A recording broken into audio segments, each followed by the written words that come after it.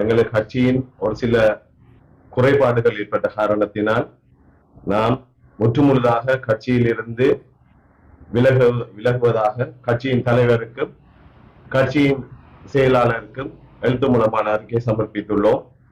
இதன் காரணம் என்னவென்றால், கடந்த ஜனாதிபதி தேர்தலில் இருந்து தற்போது வரைக்கும் நமது கட்சிக்காக மிகவும் பாடுபட்டு கட்சியை இந்த நிலைமைக்கு மட்டக்களப்பு மாவட்டத்தில் கொண்டதில் நாங்கள் பெரும் பங்காற்றியுள்ளோம்.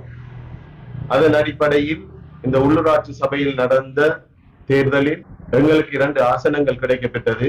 அந்த 2 ஆசனங்களிலும் 2 நபர்களை தெரிவு செய்து நமது கட்சியிலிருந்து பெயர் பட்டியல் கொடுக்கப்பட்டுள்ளது.